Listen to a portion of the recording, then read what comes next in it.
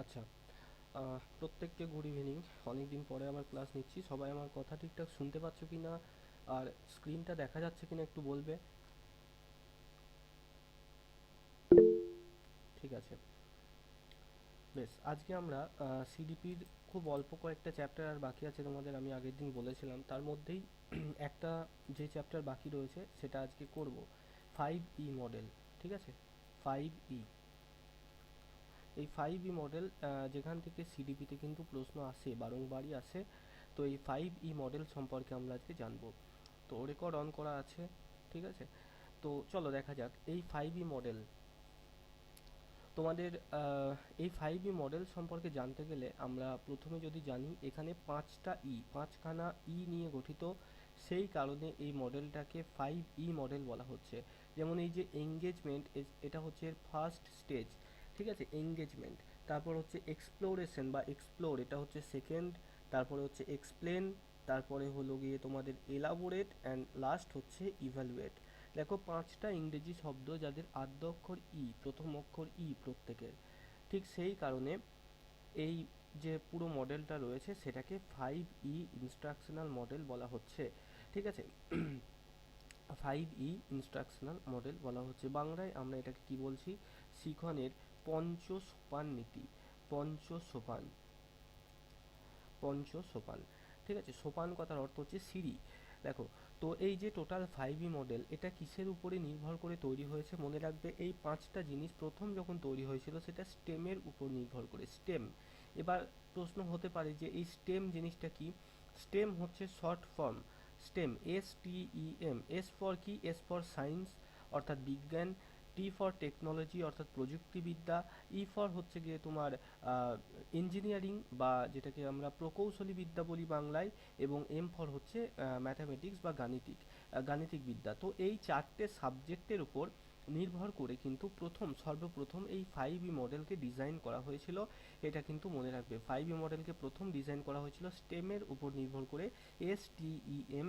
এই যে স্টেম, এর প্রত্যেকটা শব্দ এক একটা সাবজেক্টকে বোঝায়। যেমনটা দেখতে পাচ্ছ এখানে তোমাদের লেখা আছে, স্টেম হচ্ছে science, technology, engineering and mathematics. দেখো, এখানেও সেই প্রথম অক্ষরগুলোকে নিয়ে এই স্টেম শব্দটা গঠিত, STE&M। ওকে, তো এই 5E মডেল কি?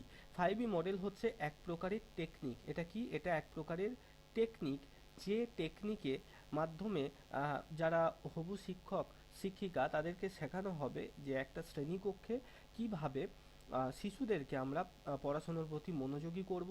সব থেকে বেশি আমরা লার্নিং আউটকাম কিন্তু আমরা কিভাবে শিশুদেরকে দিতে পারবো। ঠিক আছে, তো এই টেকনিক এই পাঁচটা স্টেপের মাধ্যমে হয়ে থাকে। দেখো, 5E মডেলটি একটি শিক্ষাদান এবং শিখন কাঠামো। এটা একটা শিখন প্রক্রিয়ার অন্তর্গত মডেল। শুধুমাত্র শিখন নয়, শিক্ষণ অর্থাৎ টিচিং এবং লার্নিং অর্থাৎ শিখন উভয়। অর্থাৎ এখানে এই যে 5E মডেল, সেখানে যে স্টেজগুলো আমরা দেখতে পাচ্ছি, পাঁচখানা স্টেজ। প্রথম স্টেজ কি? Engage, explore, explain, elaborate, evaluate. ঠিক আছে, এই স্টেজগুলো কিন্তু আমাদের পরপর মুখস্থ রাখতে হবে। আশা করি সবাই যারা বাড়িতে আগে থেকে পড়ছো মুখস্থ হয়ে গেছে। ঠিক আছে, engagement, exploration, explanation, elaboration, evaluation. তো এই পাঁচখানা স্টেজকে পরপর মুখস্থ রাখতে হবে। এই যে পাঁচটা স্টেজ, এখানে কারা কারা ইন্টারঅ্যাক্ট করবে? শুধুমাত্র এটা চাইল্ড সেন্ট্রিক এডুকেশন বলে শুধুমাত্র চাইল্ড কিন্তু নয়, মনে রাখবে। এই যে পাঁচটা স্টেজ, এখানে যুক্ত থাকবে, চাইল্ড থাকবে, প্লাস টিচারও থাকবে। ঠিক আছে, শিক্ষক এবং শিক্ষার্থী উভয়ে কিন্তু এই 5E মডেলের প্রতিটি স্টেজের মধ্যে থাকবে। যেমন যদি আমরা প্রথম স্টেজের কথায় আসি, এঙ্গেজ। সেখানে এঙ্গেজমেন্ট অর্থাৎ আকর্ষিত করা বা সংযুক্ত করা, এর বাংলা বলতে পারো। অর্থাৎ তোমাদের প্রত্যেকের মনোযোগ বিভিন্ন দিকে রয়েছে। এবার আমি যখন বললাম যে সবাই এদিকে মনোযোগ দাও, বা সবাই ব্ল্যাকবোর্ডের দিকে তাকাও, ঠিক আছে, সবাই স্ক্রিনের দিকে তাকাও, এই সব কথাগুলো বলার মাধ্যমে টিচার কি করছেন না, ছাত্রছাত্রীদের মনোযোগটাকে নিজের দিকে আকর্ষিত করছেন। ঠিক আছে, তো এখানে দেখো, মনোযোগ আকর্ষণ করছেন কে? টিচার। তাহলে অবশ্যই শিক্ষক শিক্ষিকার ভূমিকা রয়েছে। এবং কাদের মনোযোগ আকর্ষণ করছেন? স্টুডেন্টদের, তাই না? স্টুডেন্টদের। তো এখান থেকে মনে রাখতে হবে আমাদের, এই যে পাঁচটা স্টেপের প্রত্যেকটা স্টেপ টিচার এবং স্টুডেন্ট উভয় কেন্দ্রিক। শুধুমাত্র একমাত্র স্টুডেন্টের একছত্র আধিপত্য কোনো স্টেপের মধ্যে থাকছে না। টিচার এবং স্টুডেন্ট প্রত্যেকে কিন্তু সমানভাবে অংশগ্রহণ করছে। ওকে। আচ্ছা, কোনো সমস্যা হলে বলবে। এবার দেখো, এই যে 5E মডেল, এটা শিক্ষণ প্রক্রিয়ার মধ্যে অন্তর্গত। নামটা মনে রাখবে এখানে। দেখো, রবার্ট কার্পুলা এবং অন্যান্য গবেষক দ্বারা তৈরি করা হয়েছিল এটি। ঠিক আছে, রবার্ট কার্পুলা। পরবর্তীতে বিভিন্ন গবেষক, বিভিন্ন বিজ্ঞানীরা বারংবার এটাকে সংশোধিত করেছেন। প্রথমে এই যে ধারণা নিয়ে আসা হয় রবার্ট কার্পুলার দ্বারা। ঠিক আছে, এটা কিসের উপর নির্ভর করে গঠিত? স্টেমের উপর নির্ভর করে গঠিত। স্টেম কি?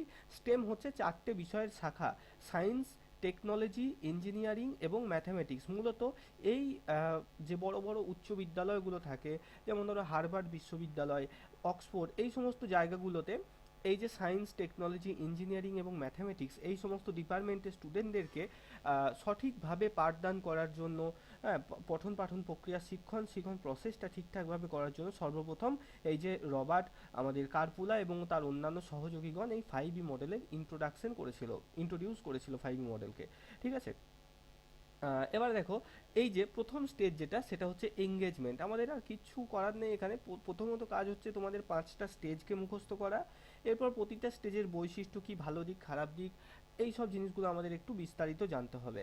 এবং কে এগুলো করেছিল, স্টেমটা কি, এই জিনিসটা একটু জানতে হবে। এর বাইরে 5E মডেলে আর কিছু নেই। দেখো, প্রথম স্টেজ হচ্ছে এঙ্গেজ বা আকর্ষণ করা। একে বাংলাতে তোমার নিযুক্তিকরণের স্তরও থাকতে পারে, একাধিক নাম থাকতে পারে। নিযুক্তিকরণও থাকতে পারে এখানে। ঠিক আছে, নিযুক্তিকরণ বা সংযুক্তিকরণ থাকতে পারে। একাধিক স্তর কিন্তু এখানে নাম কিন্তু থাকতে পারে।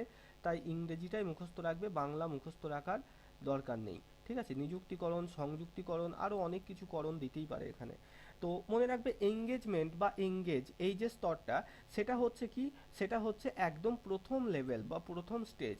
দেখো, এই পর্যায়ে শিক্ষার্থীদের আগ্রহ তৈরি করা হয়, পূর্বজ্ঞানে সক্রিয় করা হয়। দেখো, স্কুলে তুমি টিচার হয়ে গেছো, ছোট ছোট বাচ্চাগুলো পড়তে আসছে, সকাল 10টা 45-এ প্রার্থনা হয়েছে, 10টা 45-এ, তারপর সকাল 11টা থেকে ফার্স্ট পিরিয়ড শুরু হয়েছে। এবার কেউ হয়তো ধরো মার্বেল খেলছিল, তার মা তাকে কানে ধরে স্কুলে পাঠিয়েছে। কেউ হয়তো ছবি আঁকছিল, তার মা তাকে বকেছে, তারপরে স্কুলে পাঠিয়েছে। কেউ হয়তো না খেয়ে স্কুলে এসেছে। এরকম বিভিন্ন পরিস্থিতি থেকে বিভিন্ন ছাত্রছাত্রীরা স্কুলে এসেছে এবং সকাল 11টায় তোমার শ্রেণীকক্ষে তারা হাজির হয়েছে। এবার এর মানে এটা নয় যে তারা প্রত্যেকে পড়াশোনার প্রতি মনোযোগী হবে। তোমরা এখন যেহেতু বড় হয়ে গেছি আমরা সবাই, তাই এবার যখন স্যার লিঙ্ক দিচ্ছেন ক্লাসের, আমরা চলে আসছি, হ্যাঁ, মনোযোগী হয়ে শুনছি ক্লাস। এটা বড়রা করছে, কিন্তু বাচ্চারা অমনোযোগী হয়ে থাকবে। তো প্রথম কাজ হবে ক্লাসে গিয়ে কি না, তাদের মনোযোগটাকে পড়াশোনার প্রতি আকর্ষিত করা। সেটাই হচ্ছে এই এঙ্গেজমেন্ট স্তর। ঠিক আছে, দেখো, শিক্ষক সাধারণত একটি প্রশ্ন, ঘটনা বা সমস্যা উপস্থাপন করেন, যা শিক্ষার্থীদের ভাবতে ও আলোচনায় অংশ নিতে উৎসাহিত করবে।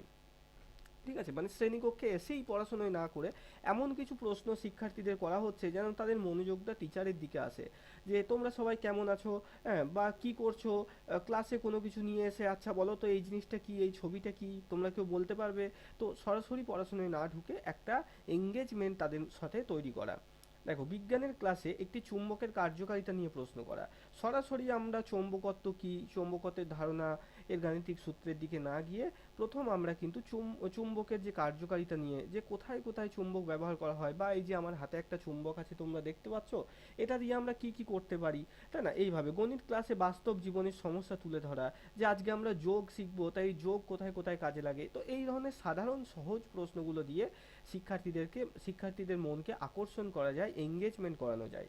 দেখো, এঙ্গেজমেন্ট বা আকর্ষণ স্কিলকে বিস্তারিত এখানে তোমাদের ব্যাখ্যা করা হয়েছে। তো এখানে মনে রাখতে হবে, এই 5E মডেলের প্রথম ধাপ হচ্ছে এঙ্গেজমেন্ট বা আকর্ষণ করা, যেখানে শিক্ষার্থীদের মনোযোগ আকর্ষণ করা হয় এবং তারা শেখার জন্য প্রস্তুত হয়।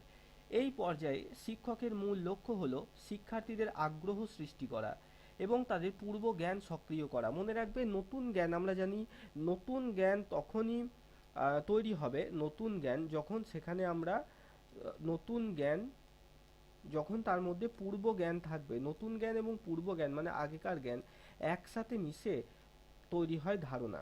ঠিক আছে, কন্টেন্ট।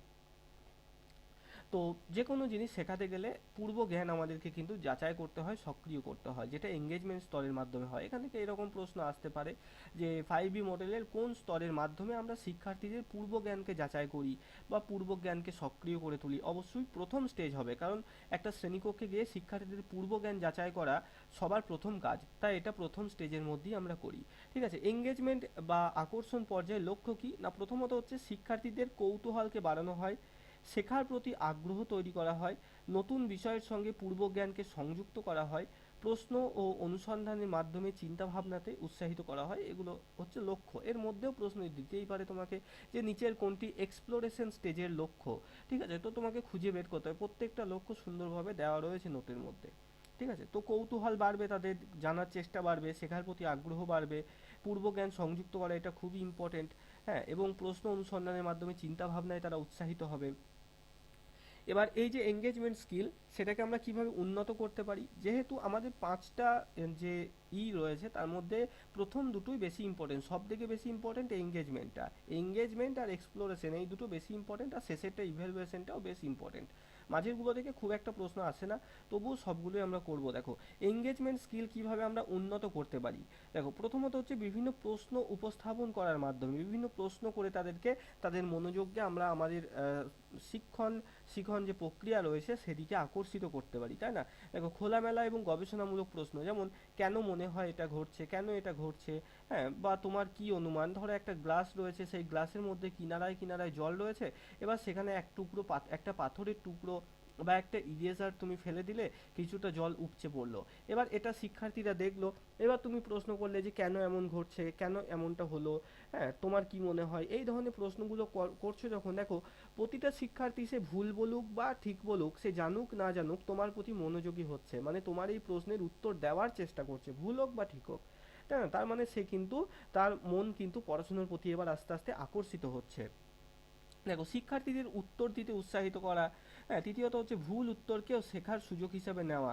ভুল উত্তর হলেও সেটাকে নেগেটিভলি না নিয়ে, সেটাকে অ্যাজ এ ফিডব্যাক নিয়ে সেটাকে আবার সংশোধন করে দেওয়া, সেটাও দায়িত্বের মধ্যে পড়ে। আর কি না, বাস্তব জীবনের বিভিন্ন উদাহরণ দানের মাধ্যমে, রিয়েল লাইফ যে সমস্ত কানেকশনগুলো রয়েছে সেগুলো ব্যবহারের মাধ্যমে আমরা শিক্ষার্থীদের এঙ্গেজমেন্ট স্কিলের প্রয়োগ ঘটাতে পারি।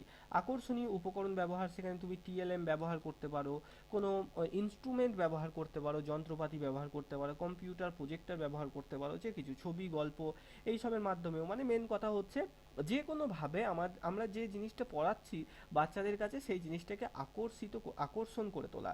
যেমন এই যে তোমরা একটা এত সুন্দর একটা পিডিএফ দেখতে পাচ্ছ এরকমভাবে তোমাদের স্ক্রিনের মধ্যে, এবার রংচঙে একটা সুন্দর পিডিএফ তোমাদের পড়তে ভালো লাগছে, এবার আমি আমার বাজে হ্যান্ডরাইটিং দিয়ে যদি শুধু খাতায় এরকমভাবে লিখে এনে সেটাকে শো করে করে পড়াতাম, হ্যাঁ পড়া হয়তো হতো, কিন্তু সেটা দেখবে চিত্তাকর্ষক হয় না, তাই না?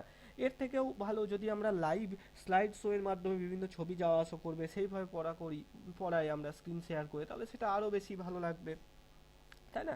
তো ঠিক বড়দের মধ্যে যেমন এই জিনিসটা হয় যে এই পিডিএফটা যেমন টাইপ করা পিডিএফ পড়তে ভালো লাগছে, আমাদের ক্ষেত্রেও পড়াতে ভালো লাগছে, এটা যদি হাতে লেখা নোট হতো, খাতায় লিখে সেটা স্ক্যান করে পিডিএফ করে নিয়েছি, টাইপ নয়, তাহলে সেখানে হাতের লেখা বুঝতেও অসুবিধা হতো, পড়তেও মনোগ্রাহী হতো না সেটা।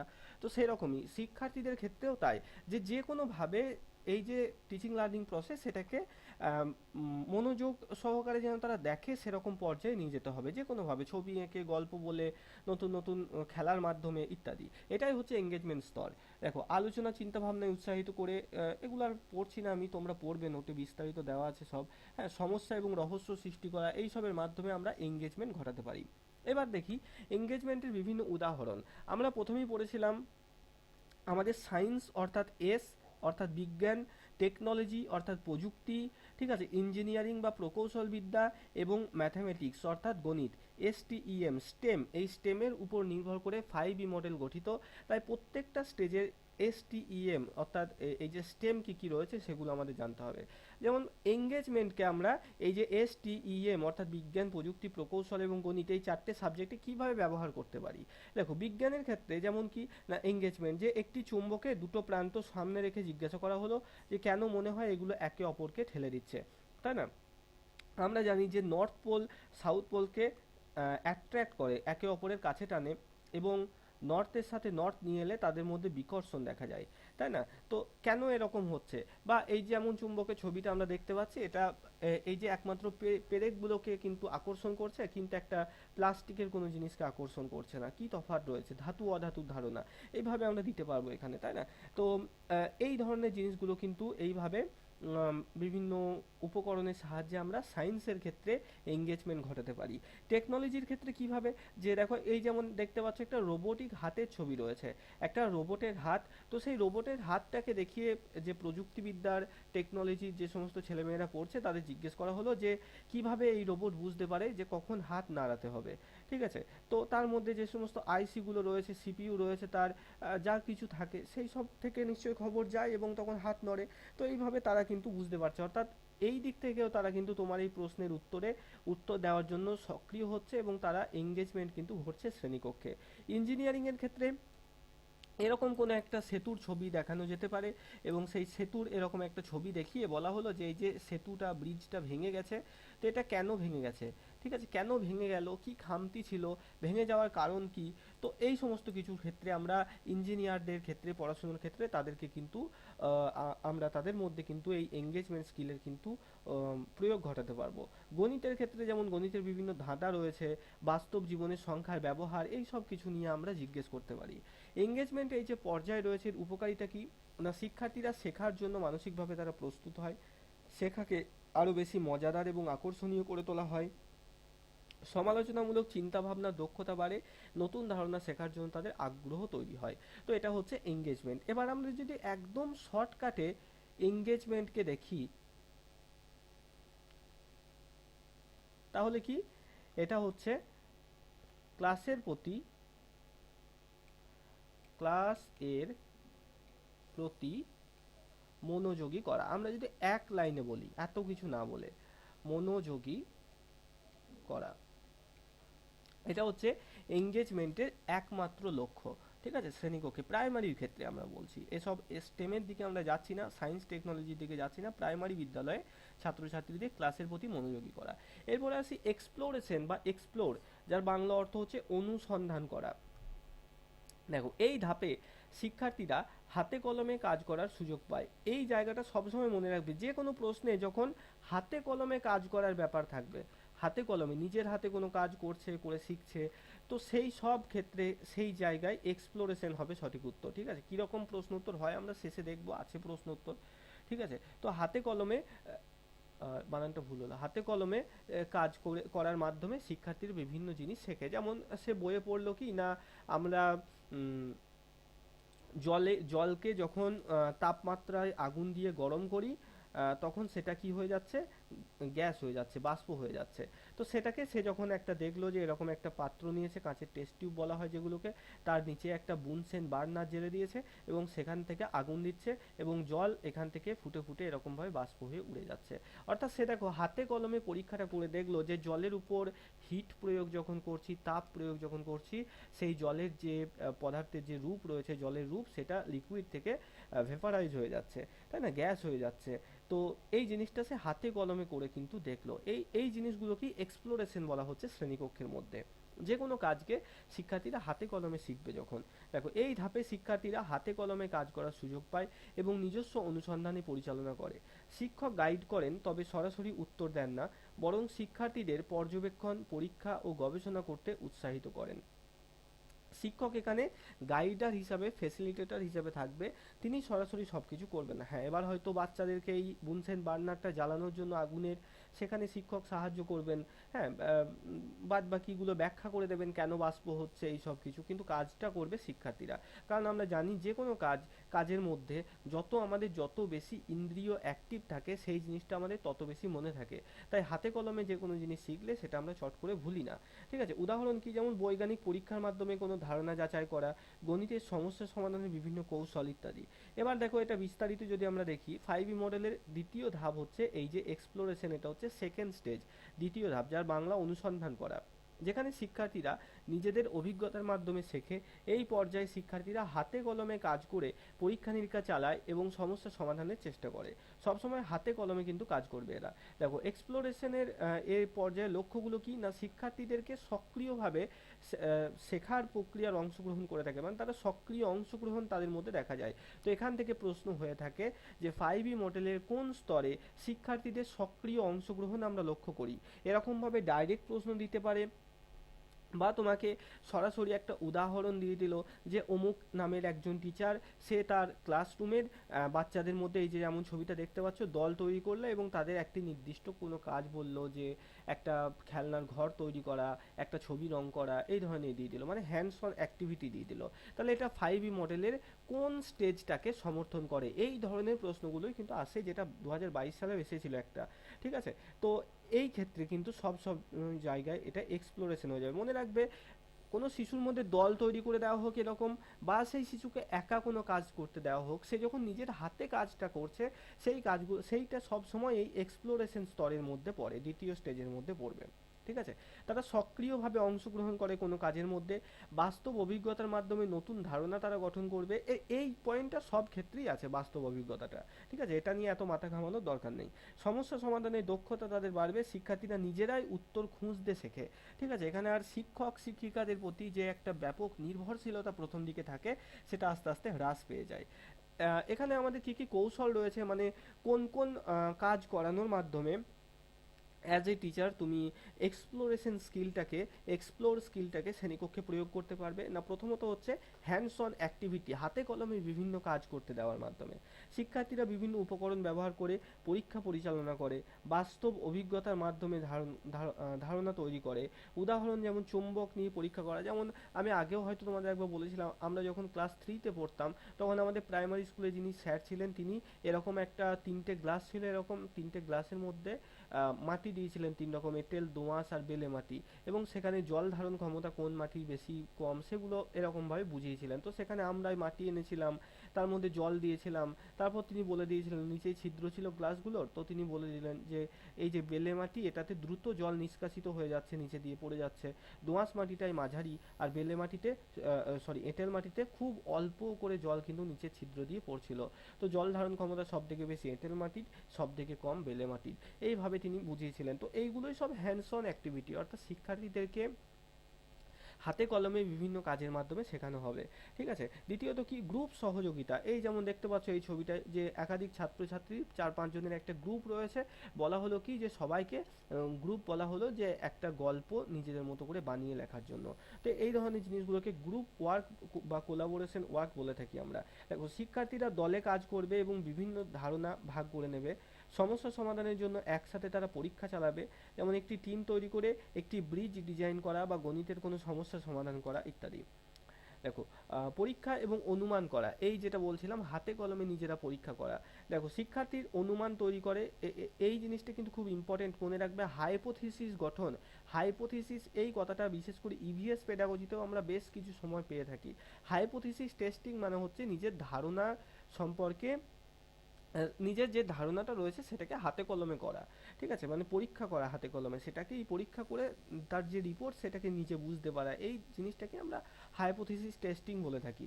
তো শিক্ষার্থীরা কি না, তারা পড়ে এসছে যে আগুনে জলের মধ্যে আগুন দিলে জল বাষ্পীভূত হয়। তো এবার এই বাচ্চাটি দেখো সেটাকে নিয়েই হাইপোথিসিস গঠন করছে, অর্থাৎ সে নিজে এবার পরীক্ষাটা করে দেখছে যে আদৌ জল বাষ্পীভূত হচ্ছে কিনা। তাই না? দেখো শিক্ষার্থীরা অনুমান তৈরি করে এবং তা পরীক্ষা করার সুযোগ পায়, এই জিনিসটা কি বলা হয়, হাইপোথিসিস টেস্টিং। অর্থাৎ যেটা অনুমান হচ্ছে, তোমার অনুমান হলো যে কি না, কি বলবো, যে একটা ধরো একটা মোমবাতির উপরে তুমি 1 গ্লাস জল গরম করছো, তুমি অনুমান করলে যে 10টা মোমবাতির উপরে যদি 1 গ্লাস জল গরম করি হয়তো দ্রুত গরম হবে। এবার সেই মতো তুমি কাজ করলে, 10টা মোমবাতিতে আগুন দিয়ে তুমি জল গরম করতে শুরু করলে, মানে এটা হচ্ছে সেটাই যেটা তুমি ভাবছো যে এটা করলে তো হয়, তাই না? এবং সেটা যখন করলে তুমি যেটা ভাবছো সেটাকেই বলা হচ্ছে হাইপোথিসিস গঠন করা। দেখো তাদের অনুমান সঠিক নাকি ভুল তা পর্যবেক্ষণের মাধ্যমে বোঝা হয়। এই বাচ্চাটির মনে হয়েছে যে আচ্ছা তাহলে জলে আগুন দিলে তো বাষ্প হয়ে যায়, তো এটা দেখো ফ্রুটির মতো দেখতে লাগছে, তাই না, অরেঞ্জ জুসের মতো। তো অরেঞ্জ জুসে আমি আগুন দিয়ে দেখি সেটা বাষ্পীভূত হয় কিনা, হতেও পারে, তার অনুমান হয়েছে এবং অনুমানের পর সেই পরীক্ষাটা করতে এসছে, এটাই হচ্ছে হাইপোথিসিস টেস্টিং। ঠিক আছে, দেখো উদাহরণ, আমরা তাপ দেই যদি জলে, তবে জল দ্রুত গরম হবে কি? এই ধরনের পরীক্ষাগুলো চালানো, এটা হচ্ছে এক্সপেরিমেন্টেশন বা হাইপোথিসিস টেস্টিং, যেগুলো সব কিন্তু এক্সপ্লোরেশন স্টেজের অন্তর্গত। দেখো এর বিভিন্ন উদাহরণ, যেমন বিজ্ঞান বিভাগে আমরা কিভাবে এক্সপ্লোরেশনকে কাজে লাগাই। সায়েন্সের ক্ষেত্রে দেখো, মাধ্যাকর্ষণ শক্তি বোঝার জন্য বিভিন্ন বস্তু ফেলে, যে একটা বলকে তুমি ওপর দিয়ে ছুঁড়ে দিলে এবং সেটা একটা টাইমে পড়ে গেল নিচের দিকে। তো এটা এইভাবে আমরা বিজ্ঞানে কিন্তু এক্সপ্লোরেশন করতে পারি, অর্থাৎ হাতে কলমে বাচ্চাদের এইভাবে শেখাতে পারি যে বা এই যে একটা মোমবাতি জ্বালা হলো, এই মোমবাতিটা জ্বলছে এরকম এরকম একটা কাঁচের এরকম একটা স্বচ্ছ গ্লাস, এবার এখানে ঢাকা দিয়ে দেওয়া হলো, মোমবাতিটা কী হবে, আস্তে আস্তে নিভে যাবে। কেন নিভলো? অক্সিজেনের অভাবের কারণে। তাহলে অক্সিজেন যে দহনে সাহায্য করে সেটা বাচ্চারা বুঝতে পারলো, তাই না? তো এই সমস্ত হাতে কলমে ছোট ছোট কাজের মাধ্যমে বিজ্ঞানের ক্ষেত্রে, সায়েন্সের ক্ষেত্রে আমরা এক্সপ্লোরেশন অর্থাৎ তাদের নিজেদের মধ্যে হাইপোথিসিস গঠন করাতে পারি। প্রযুক্তির ক্ষেত্রে কেমন, যেমন কোডিং শিখতে ছোট ছোট প্রোগ্রাম তৈরি করা, রোবট সেন্সর কিভাবে কাজ করে এটা পরীক্ষা করা, মানে হাতে কলমে বিভিন্ন টেকনিক্যাল জিনিসগুলো শিক্ষার্থীরা করে শিখবে। প্রকৌশল ইঞ্জিনিয়ারিং এর ক্ষেত্রে যে কাগজের স্ট্র ব্যবহার করে ব্রিজ তৈরি করা, হ্যাঁ, এটি কত ওজন বহন করতে পারে তা পরীক্ষা করা, এই সব ক্ষেত্রে। আর গণিতের ক্ষেত্রে কি না, পরিসংখ্যান ব্যবহার করা, সংখ্যা নিয়ে বিভিন্ন ধাঁধা তৈরি করা, এগুলোর মাধ্যমে শিক্ষার্থীরা সক্রিয়ভাবে অংশগ্রহণ করবে। এই জিনিসটা এত ইম্পর্টেন্ট নয়, এই স্টেম জিনিসটা। দেখো এক্সপ্লোর পর্যায়ের উপকারিতা কি কি রয়েছে, না তাদের শেখার প্রতি আগ্রহ বাড়বে, অবশ্যই এটা সব স্টেজেরই বৈশিষ্ট্য। শিক্ষার্থীরা নিজেরা সমাধান খোঁজে, এই যে বলছিলাম আমরা যেটা পড়লাম, যে তারা হাতে কলমে কাজ করবে এবং অ্যাক্টিভিটিস করার মাধ্যমে তারা সমস্যাগুলোর সমাধান নিজেরাই করতে শিখবে। সমস্যা সমাধান এবং বিশ্লেষণ করার দক্ষতা তাদের বেড়ে ওঠে, অর্থাৎ কেন ওই যে যখন মোমবাতির উপরে একটা কাঁচের স্বচ্ছ গ্লাসকে চাপা দিয়ে দিলাম, কিছুক্ষণ পর মোমবাতিটা নিভে গেল কেন, সেই সেই ধারণাটা ব্যাখ্যা করার ক্ষমতা বাচ্চাদের মধ্যে থাকবে। ঠিক আছে, আস্তে আস্তে তৈরি হবে।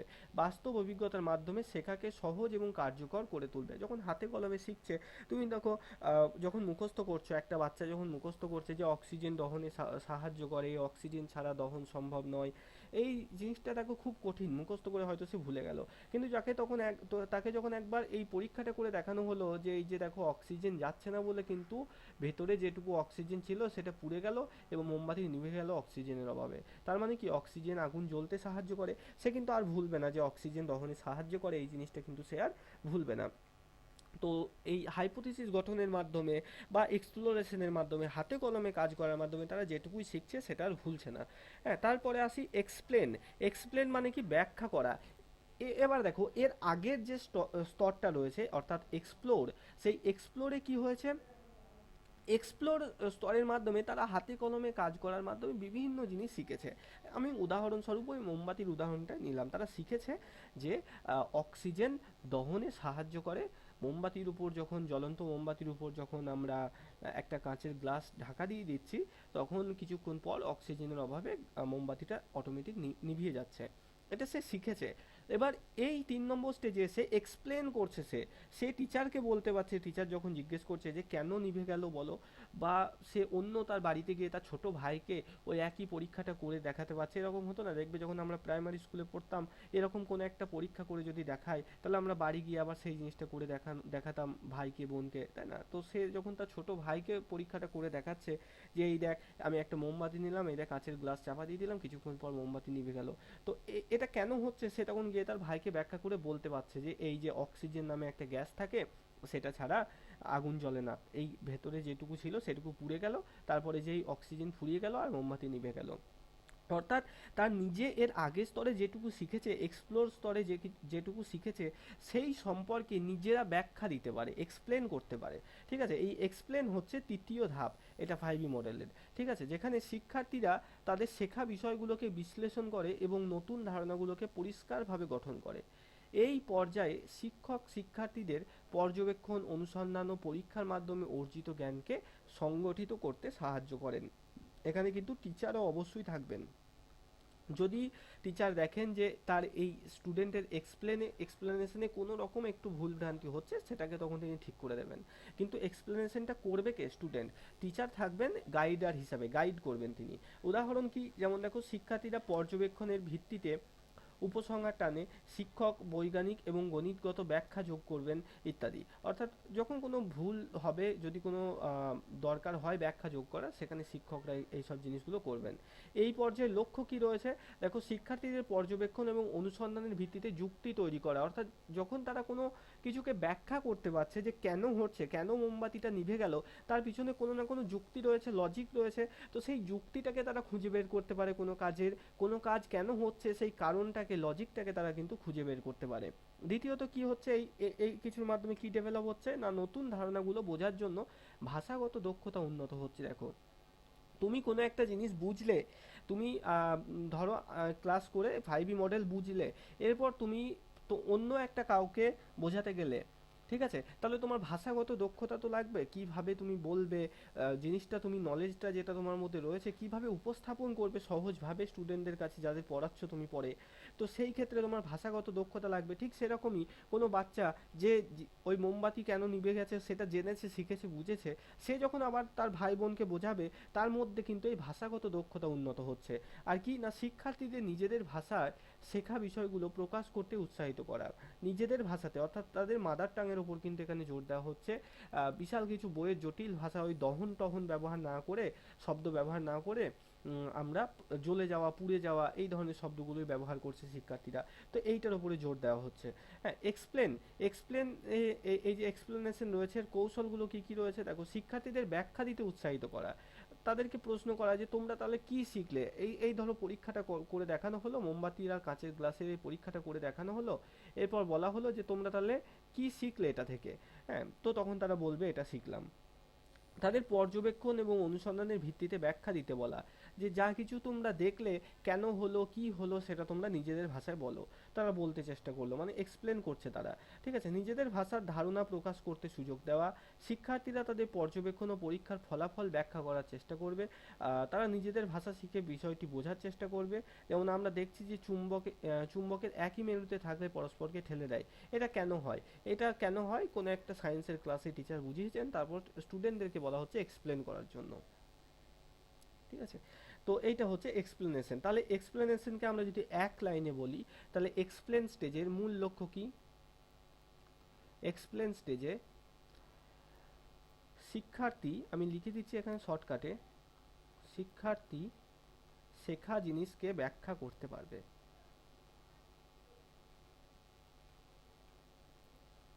ঠিক আছে, ব্যাখ্যা করবে।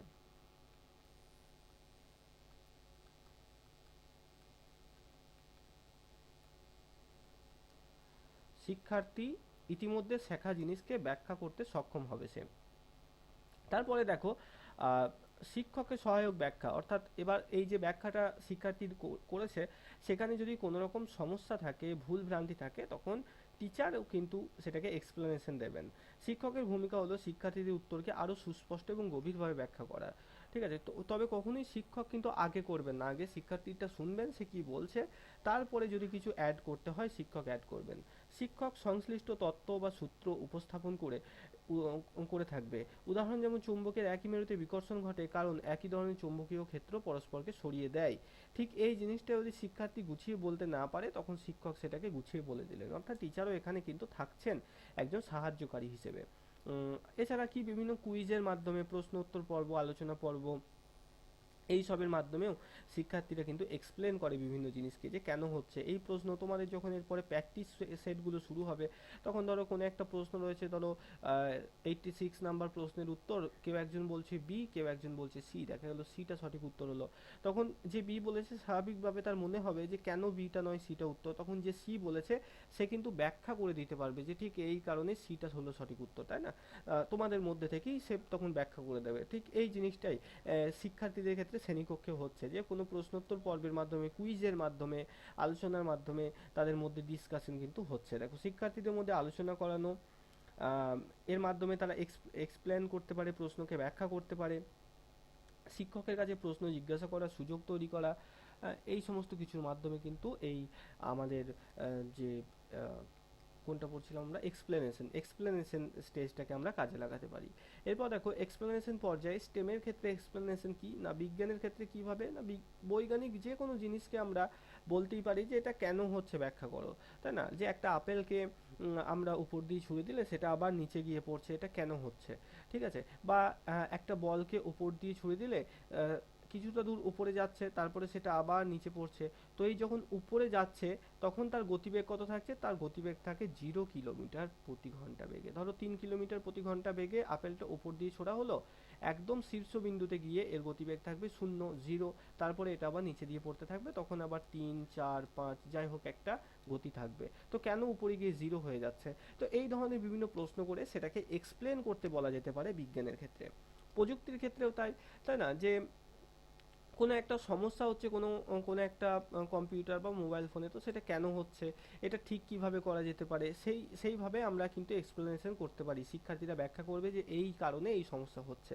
ইঞ্জিনিয়ারিং এর ক্ষেত্রেও তাই, গণিতের ক্ষেত্রেও তাই, এগুলো একই জিনিস। এরপরে দেখো এক্সপ্লেনেশন পর্যায়ের কি কি উপকারিতা রয়েছে শিক্ষার্থীদের মধ্যে। না, শিক্ষার্থীরা শেখা বিষয়ের গভীর অর্থ বুঝতে পারে, তারা তারা আত্মবিশ্বাসের সাথে তাদের শেখার অভিজ্ঞতা প্রকাশ করতে পারে। অর্থাৎ তোমরা যখন পেঁয়াজের তত্ত্ব পড়েছো, এবার তোমাদের একজনকে আমি বললাম, আজকে এসে এখানে বসিয়ে দিলাম কম্পিউটারে, বললাম তুমি আজকে ক্লাসটা নাও, পেঁয়াজের তত্ত্বটা পড়াও। তো দেখো যখন তুমি, তোমার এটা স্বাভাবিক ব্যাপার, ভয় লাগবে। কিন্তু যখন পেরে যাবে, পেঁয়াজের তত্ত্ব ঠিকঠাক পড়ালে, খুব সুন্দরভাবে স্টুডেন্টদের বোঝালে, তখন তোমার মধ্যে একটা আত্মবিশ্বাস তৈরি হবে, তাই না? তো শিক্ষার্থীদের ক্ষেত্রেও তাই, যখন বলা হলো যে কেন এই প্রশ্নের উত্তর এটা হলো, বা কেন ওই মোমবাতি নিভে গেল ব্যাখ্যা করো, সে যখন ব্যাখ্যা করতে পারলো তখন তার মধ্যে আত্মবিশ্বাস কিন্তু বেড়ে গেল। শিক্ষক শিক্ষার্থীদের ভুল ধারণাকে সংশোধন করতে পারে, কোনো জায়গায় ভুল হলে সেটাকে তখন ঠিক করে দেবেন। এবার দেখো এই পর্যায়ে শিক্ষার্থীদের শিক্ষণ প্রক্রিয়া সুসংগঠিত করে এবং তাদের শেখা ধারণাগুলো পরিপূর্ণভাবে গড়ে তুলতে সাহায্য করে। 4 নম্বর স্টেজ যেটা রয়েছে, এলাবোরেশন, প্রসারিত করা। এই জিনিসটা কি, যেমন একটা ধরো একটা গার্ডারকে, একটা গার্ডারকে দুদিক থেকে ধরে টানলে সেটা যেমন এলাবোরেট হয়ে যায়, প্রসারিত হয়ে যায়, এরকম ভাবে অনেকটা বড় হয়ে যাবে, তাই না? একটা গার্ডারকে দুদিক থেকে ধরে টানলে ঠিক সেরকমই, যে এক্সপ্লেন যেগুলো করলো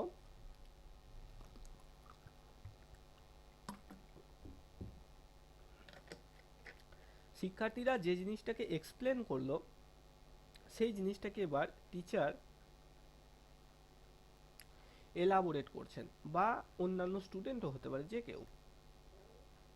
যে কেউ এলাবোরেট করছেন। ঠিক আছে? তো ধরো কোনো একটা প্রশ্ন বলা হলো এখানে, ধরো ফ্লয়েডের এরস আর থ্যানাটস কি জিনিস সেটা জিজ্ঞেস করা হলো। তো কেউ একজন বলল, সে একটু একটু মনে ছিল, সে বলল, এরপরে অন্য একজন স্টুডেন্ট বা কোনো একজন টিচার সেটাকে আরো বিস্তৃতভাবে বলে দিল, আরো বড় করে গুছিয়ে বলে দিল। সেই জিনিসটাই হচ্ছে এলাবোরেট করা বা প্রসারিত করা। দেখো এটা হচ্ছে চতুর্থ ধাপ 5E মডেলের। ঠিক আছে? চতুর্থ ধাপ, যেখানে শিক্ষার্থীরা নতুন ধারণাগুলো আরও গভীর অনুসন্ধান করে থাকে এবং বাস্তব জীবনের সাথে সংযুক্ত করে। এই পর্যায়ে শিক্ষার্থীরা পূর্বে শেখা বিষয়গুলোকে নতুন পরিস্থিতিতে প্রয়োগ করার সুযোগ পায়। আগের স্তরে ছাত্রছাত্রীদের ব্যাখ্যা করা উত্তরের সাথে শিক্ষক আরও তথ্য যোগ করবেন। শুধু এখানে শিক্ষক নয়, এখানে আমার ভুল হয়েছে লিখতে, এখানে অন্যরা লিখতে হতো। অন্য ছাত্রছাত্রী, শিক্ষক, যে কেউ হতে পারে, মানে সেটাকে আরেকটু বাড়িয়ে দেবেন। হ্যাঁ, উদাহরণ দেখো, শেখা ধারণার উপর ভিত্তি করে নতুন প্রকল্প গবেষণা করা, এই সমস্ত কিছু। আর এই পর্যায়ে লক্ষ্য কি রয়েছে, না শিক্ষার্থীদের শেখা ধারণাগুলোকে আরও সুসংগঠিত করা, নতুন সমস্যার সমাধানে পূর্বজ্ঞান ব্যবহার করতে শেখানো, বাস্তব জীবনের সাথে শেখা বিষয়গুলোর সংযোগ ঘটানো, সমালোচনামূলক ও সৃজনশীল চিন্তাভাবনার দক্ষতা বাড়ানো ইত্যাদি। ঠিক আছে? এগুলো রয়েছে, এগুলো লক্ষ্য। এলাবোরেট পর্যায়ের উদাহরণ, যেমন বিজ্ঞানের ক্ষেত্রে ধরো বলা হলো নবায়নযোগ্য শক্তির ব্যবহার নিয়ে গবেষণা করা এবং তার বাস্তব প্রয়োগ নিয়ে প্রকল্প তৈরি করা।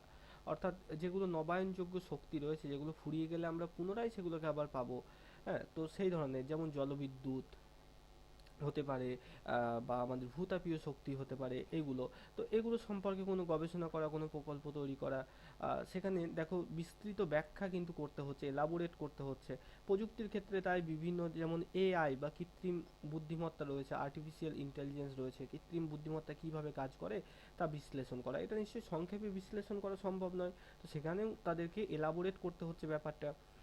এছাড়া ইঞ্জিনিয়ারিং এর ক্ষেত্রেও দেখো ভূমিকম্প প্রতিরোধী বাড়ির মডেল তৈরি করা, কিভাবে তৈরি করা হবে সেটাকেও এলাবোরেট করতে হচ্ছে। গণিতের ক্ষেত্রে যে ব্যবসায়িক মডেল, বাজেট পরিকল্পনা, এই সব, মানে গণিতের বিভিন্ন শাখা যেখানে বিস্তৃত বিবরণ দিতে হয়,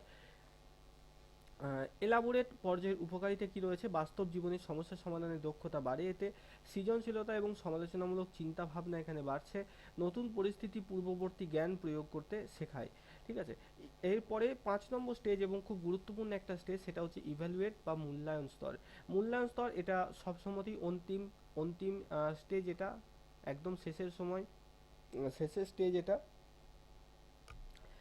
অন্তিম স্টেজ বা ইভ্যালুয়েট স্টেজের মূল লক্ষ্য কি না, আমাদের লার্নিং আউটকাম পরিমাপ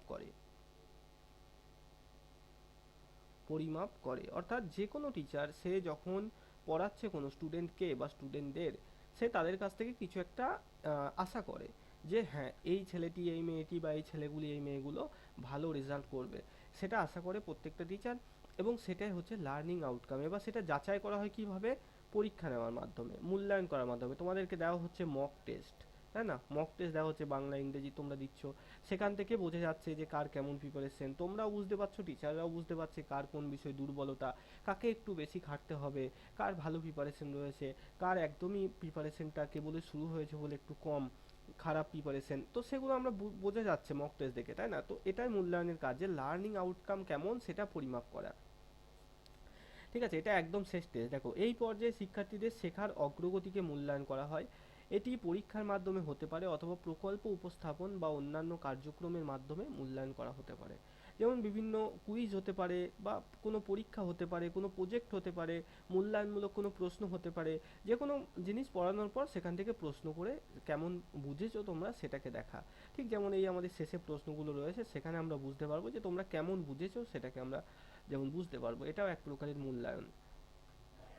ঠিক আছে, এবার দেখো 5E মডেলের ইভ্যালুয়েট বা মূল্যায়ন পর্যায়ে বিস্তারিত আলোচনা। 5E মডেলের পঞ্চম বা শেষ স্টেজ হলো এই ইভ্যালুয়েট বা মূল্যায়ন, যেখানে শিক্ষার্থী এবং শিক্ষক উভয়ই শেখার অগ্রগতির মূল্যায়ন করবে।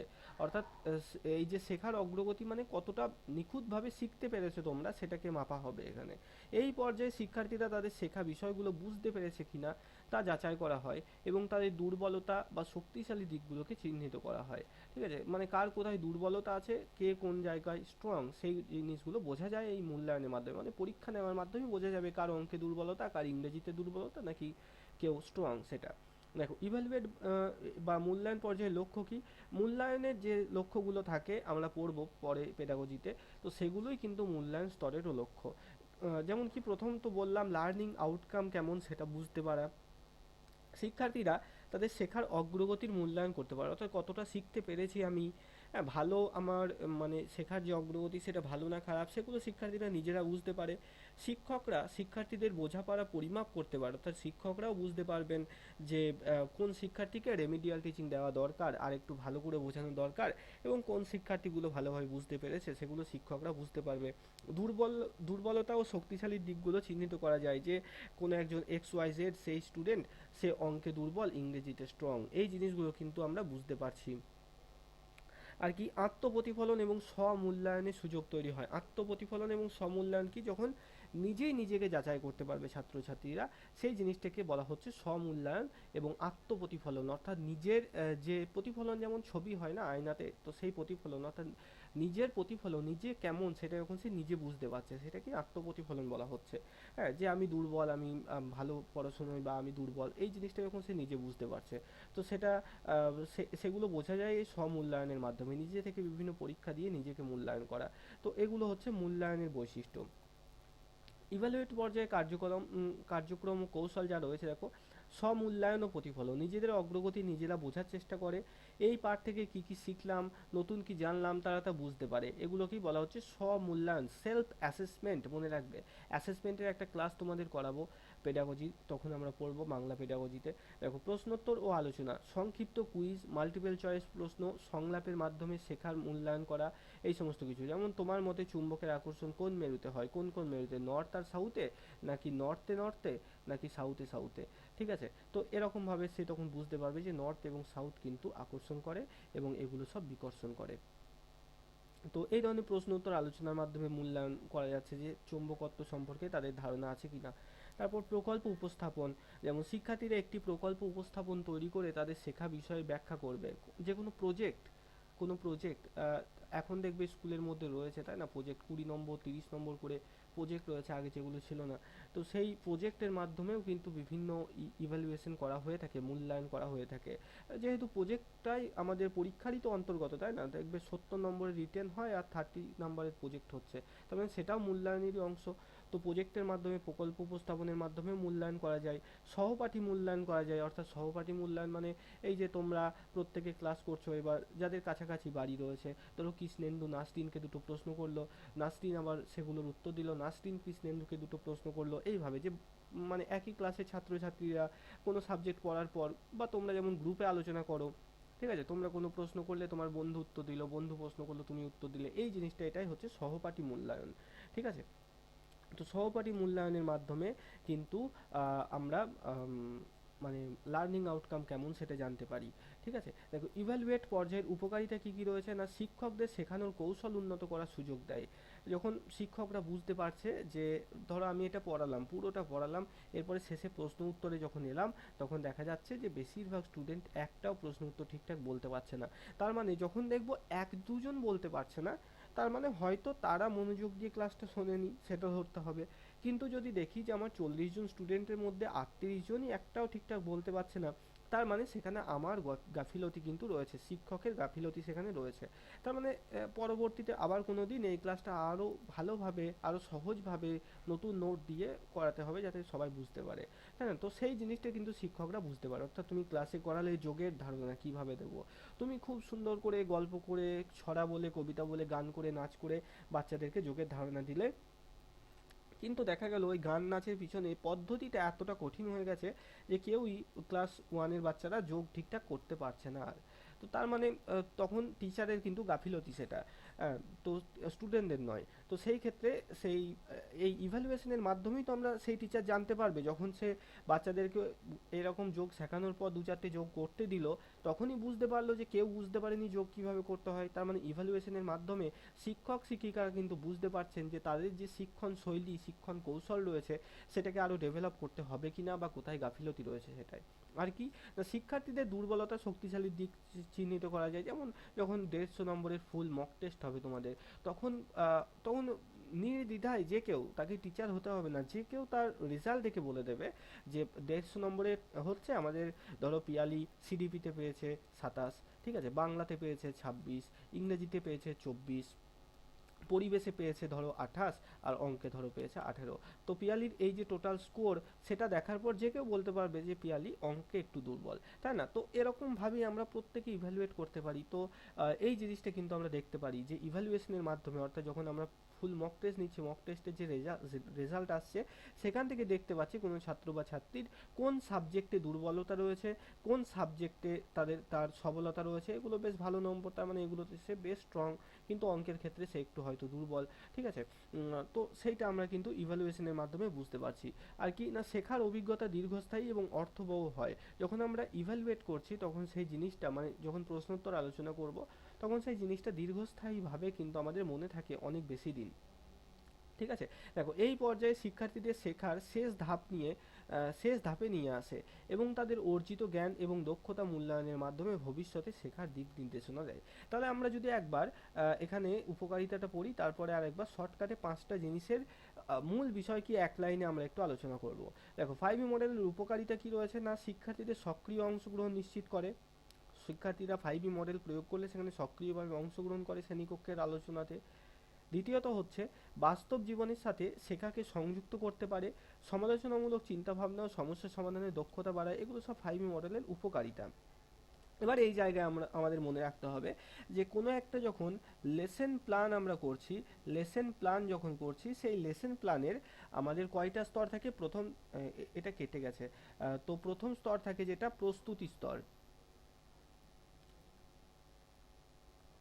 প্রথম থাকে কি, প্রথম থাকে আমাদের প্রস্তুতি স্তর, তারপরে থাকে আমাদের উপস্থাপন স্তর, আর তারপরে থাকে আমাদের মূল্যায়ন স্তর। তো একটা ম্যাক্রো লেসন প্ল্যান, মাইক্রো নয়, ম্যাক্রো। তো ম্যাক্রো লেসন প্ল্যানে 3টে স্তর থাকছে, প্রস্তুতি, উপস্থাপন, মূল্যায়ন। মনে রাখবে এই যে এঙ্গেজ, এটা প্রস্তুতি স্তরের অন্তর্গত, প্রস্তুতি। আর ইভ্যালুয়েট সেটা হচ্ছে মূল্যায়ন স্তরের অন্তর্গত। বাদবাকি এইটা এইটা এবং এটা এই তিনটেই হচ্ছে উপস্থাপন স্তরের অন্তর্গত। এবার কোনটা কি স্তর বলছি, উপস্থাপন, ঠিক আছে, এটাও তাই এটাও তাই। তো প্রস্তুতি স্তর হচ্ছে সেই স্তর যখন শিক্ষার্থীদেরকে তুমি পড়াতে শুরু করনি, কেবল প্রস্তুত করছো পড়াবে বলে, যে কেমন আছো, আজকে ও তোমার বন্ধু স্কুল আসেনি কেন, আজকে তোমার জামাটা স্কুলের যে জামা বা ইউনিফর্ম সেটা পরে আসোনি কেন, ঠিক আছে, সবাই নখ কেটে এসেছো কিনা, এইসব নিয়ে জাস্ট গল্পর ছলে এবার শুরু হবে ক্লাস, সেই সেই জায়গাটাকে আমরা প্রস্তুতি স্তর বলছি। তো এঙ্গেজ এটা কিন্তু প্রস্তুতি স্তরের অন্তর্গত। Explore, explain, elaborate. এক্সপ্লোর মানে কি, এক কথাতে এক্সপ্লোর মানে কি অন্বেষণ করা, ঠিক আছে, হাতে কলমে কোনো কাজ করা, হাতে কলমে। দেখো এখানেই আমরা এক লাইনে যেটা বলছিলাম এখানেই পাবো। এঙ্গেজ মানে কি, সংযুক্ত করা বা মনোযোগী, সংযুক্ত বা মনোযোগী।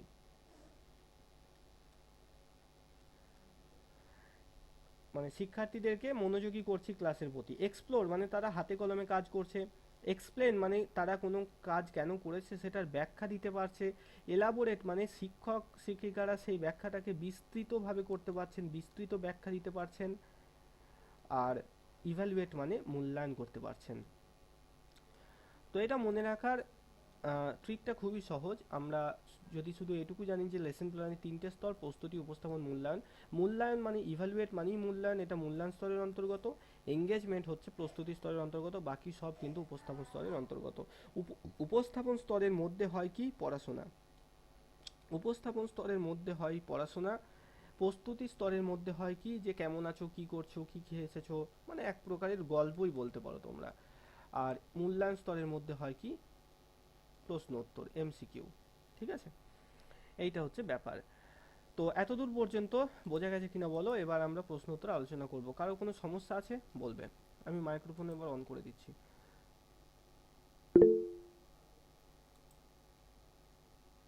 হুম, সমৃদ্ধি বলো, কোনো সমস্যা আছে? না স্যার, ক্লিয়ার। আচ্ছা, বেশ। বাদ বাকি সব বোঝা গেছে? কারো কোনো সমস্যা আছে গোটা আমাদের 5E মডেলটা? Clear sir. ঠিক আছে, এবার চলো তাহলে প্রশ্ন উত্তরগুলো করা যাক আমাদের এক ধার থেকে।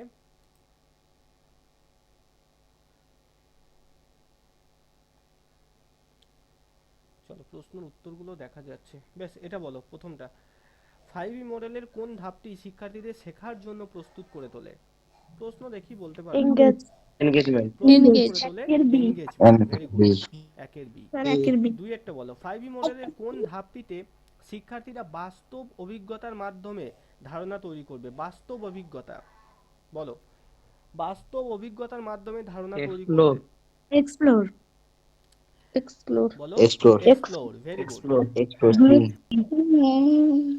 এক্সপ্লোরেশনের মাধ্যমে। তারপর একটা বলো, এই তো সব পেলে যাচ্ছ সিটেটের প্রশ্নগুলো। চলো বলো, এক্সপ্লেন, এক্সপ্লেন ধাপে শিক্ষার্থীদের মূল কাজ কি থাকে? প্রকল্প তৈরি করা, পরীক্ষা নতুন ধারণা পরিচালনা ব্যাখ্যা করা, করা। নতুন সেই ধারণা। নতুন ধারণা ব্যাখ্যা করা এক্সপ্লেন সিলেক্ট। স্তরে থাকে নতুন ধারণা ব্যাখ্যা করা। আচ্ছা, এক মিনিট।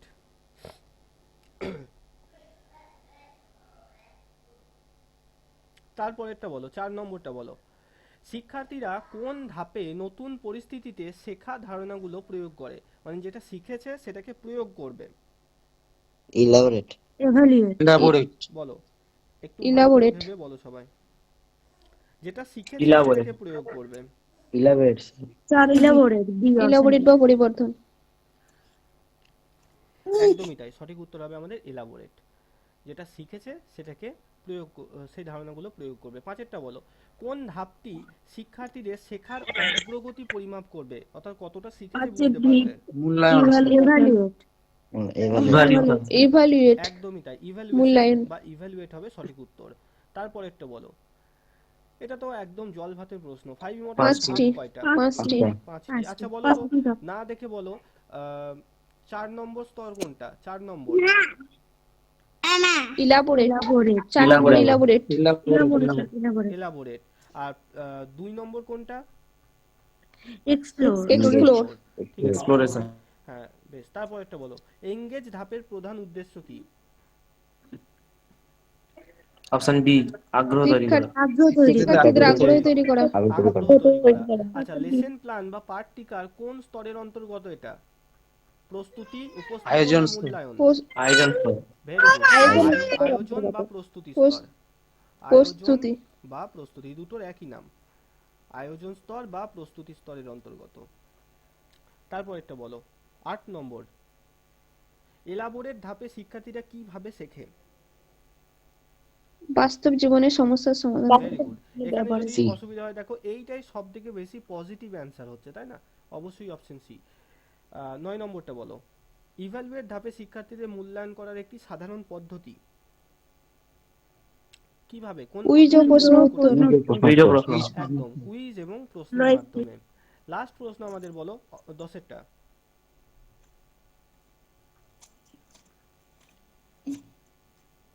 অপশন সি, নতুন ধারণা ব্যাখ্যা দেওয়া, এক্সপ্লোর। ব্যাখ্যা দেওয়া তো না, এক্সপ্লেন, এক্সপ্লোর কেন হবে? এ হতে পারে। শিক্ষার্থীরা নিজের নিজের কাজ উপস্থাপন এক্সপ্লোর করে। মানে হাতে কলমে কাজ করা, বলো, ঝটঝট বলো। হাতে এ। কলমে কাজ, একদমই তাই। এ। Option A. পরীক্ষা এ করছে, হবে শিক্ষার্থীরা চুম্বক, চুম্বক নিয়ে পরীক্ষা পরিচালনা করা। হ্যাঁ, একটা চুম্বক নিয়ে পরীক্ষা করছে যে এটা আকর্ষণ করছে, এটা বিকর্ষণ করছে, লোহাকে আকর্ষণ করছে, সোনাকে বিকর্ষণ করছে, তাই না? তো ওটা ব্যাখ্যা হ্যাঁ, করতে এই পারবে। এই এই দুটো জায়গাতেই কিন্তু বেশিরভাগ স্টুডেন্টের ভুল হয়। মনে রাখবে, এক্সপ্লোর মানে সেখানে সব সময় সে কোনো পরীক্ষা করবে, কোনো জিনিস নিয়ে পরীক্ষা করবে, হাতে কলমে কাজ করবে, আবিষ্কার করবে। আবিষ্কার করবে। Very good. আর অনুসন্ধান করবে। নামটা অনেকটা একই, তো তাই গোলমাল হয়। আর এক্সপ্লেনে, এক্সপ্লেনে কেন কোনো জিনিস হচ্ছে ব্যাখ্যা সেটাকে করবে। ব্যাখ্যা করবে। ঠিক আছে, ব্যাখ্যা কথা উত্তর প্রশ্নে থাকলেই সেটা এক্সপ্লেন। পরীক্ষা করা, হাতে কলমে কাজ করা, আবিষ্কার করা, এইসব থাকলেই সেখানে এক্সপ্লোর হবে। ঠিক আছে, দেখো চুম্বক নিয়ে পরীক্ষা করবে। তো এতটাই ছিল 5E মডেল। আশা করি টোটাল বোঝা গেছে তোমাদের। আর ইংরেজির বই দিয়ে দিয়েছি, বাংলাটা তৈরি হচ্ছে, দেবো। ইংরেজির আরেকটা দেবো, এমসিকিউ এর প্রশ্ন উত্তরের। ঠিক আছে। আচ্ছা, কারো কোনো সমস্যা থাকলে বলবে। না স্যার, বুঝতে পেরেছি। স্যার, হ্যাঁ বলো। ইংরেজির হচ্ছে 97 থেকে 100 পেজ পর্যন্ত, ওখানে না পেজগুলোর উত্তর দেওয়া নেই। কি বললে, সিডিপির কি হয়েছে? মানে ইংলিশের যে পিডিএফটা দিয়েছেন, হ্যাঁ, ওখানে 97 থেকে 100 পর্যন্ত যে প্রশ্ন উত্তরগুলো দেওয়া আছে, ওগুলোর অ্যান্সার গুলো দেওয়া নেই। অ্যান্সার গুলো দেওয়া নেই। আচ্ছা আচ্ছা, ঠিক আছে। হ্যাঁ, আমি, শেষের পেজ। আচ্ছা বুঝেছি। ওগুলো আমি ক্লাসে অবশ্য করাবো তোমাদের অ্যান্সার। বেশ, আমি ইয়ে করবো, তোমাদের হ্যাঁ, অ্যান্সারটা মার্ক করে দেবো আরেকবার। হ্যাঁ স্যার। ওটা দেখবে টেক্সটটা পড়লে অ্যান্সারগুলো নিজেরাই পেরে যাবে তখন। ওই টেক্সট থেকেই প্রশ্নগুলো আছে, যেমন আজকে এটা করলে এরকমই। ওই আচ্ছা, ঠিক আছে। চ্যাপ্টারটা প্রথমে পড়বে ভালো করে, দেখবে অ্যান্সারগুলো অটোমেটিক হয়ে যাচ্ছে। হ্যাঁ, বেশ, ঠিক আছে। তবুও যদি সমস্যা হয়, আমি আরেকবার অ্যান্সার এডিট করে দিয়ে দেবো ওটাই। ঠিক আছে, চলো তাহলে আজকে এত দূর থাক, শেষ করছি আমরা এখানে। ঠিক আছে, গুড নাইট স্যার। ওকে, হ্যাঁ, গুড নাইট সবাইকে। আর কালকে সম্ভবত সরস্বতী স্যার, পুজো, তো হয়তো ক্লাসটা বন্ধ থাকবে। আমি একবার সুপর্ণ স্যারের সাথে কথা বলে দেখি ক্লাস উনি নেবেন কিনা কাল। ঠিক আছে, গ্রুপে তোমাদের স্যার, জানিয়ে দেবে। হ্যাঁ বলো সব। মাইক্রো লেসন আর ম্যাক্রো লেসন একটু বলেন তো। মাইক্রো আর ম্যাক্রো ভুলে গেছো? মাইক্রো লেসন প্ল্যান হচ্ছে যেটা তোমার 6 মিনিট হচ্ছে। ঠিক আছে, সেটা স্টুডেন্টদের জন্য নয়, সেটা হচ্ছে টিচারদের জন্য, মানে হবু শিক্ষক শিক্ষিকা যারা ট্রেনিং করছে তাদের প্রশিক্ষণের জন্য। সেটা হচ্ছে অনুপাট্টিকা বা মাইক্রো। এর বৈশিষ্ট্য হচ্ছে কি, যে এখানে শিক্ষার্থীর সংখ্যা সীমিত থাকবে, 6 থেকে 8 জন বা 10 জন। আর সময় মোটামুটি 6 থেকে 8 মিনিটের মতো হয়ে থাকে। ঠিক আছে, এটাকে বলা হয় স্কেল ডাউন টিচিং মাইক্রোকে, কারণ একটা বড় বিষয়কে ছোট্ট করে পড়ানো হয় 6 মিনিটের মধ্যে। আর ম্যাক্রো হচ্ছে তুমি টিচার হয়ে যাওয়ার পর শ্রেণীকক্ষে গিয়ে যে 40 মিনিটের ক্লাস নিচ্ছ, সেটা হচ্ছে ম্যাক্রো। ঠিক আছে, ম্যাক্রো স্টেজের মধ্যে উপস্থাপন থাকবে, তোমার মূল্যায়ন থাকবে, আয়োজন স্তর, এই 3টে স্তরই থাকবে। কিন্তু ওই মাইক্রোর মধ্যে যখন দেখব, মূল্যায়ন স্তর বলে আলাদা কোনো স্তর থাকবে না। ওই 3টেকে ওই 6 মিনিটের মধ্যেই আমাদেরকে উপস্থাপন করতে হয়। ঠিক আছে। আর মাইক্রো লেসন প্ল্যানের অন্যতম বৈশিষ্ট্য হচ্ছে, মাইক্রো লেসন প্ল্যান যখন তৈরি হচ্ছে নির্দিষ্ট একটা স্কিলকে বেস করে, ধরো প্রথম স্কিল যে সমন্বয় সাধন দক্ষতা, তো সেটাকে বেস করেই একটা লেসন প্ল্যান তৈরি হলো। কিন্তু ম্যাক্রো লেসন প্ল্যান যখন তৈরি করবে তুমি, 5টা স্কিলকেই একটা লেসন প্ল্যানে ইউজ করতে হবে। বোঝা গেল সৌভিক? হ্যাঁ স্যার। আচ্ছা, ঠিক আছে, বেশ, চলো তাহলে আজকে শেষ করছি ক্লাসটা এখানে। গুড নাইট সবাইকে। ধন্যবাদ স্যার। Okay sir.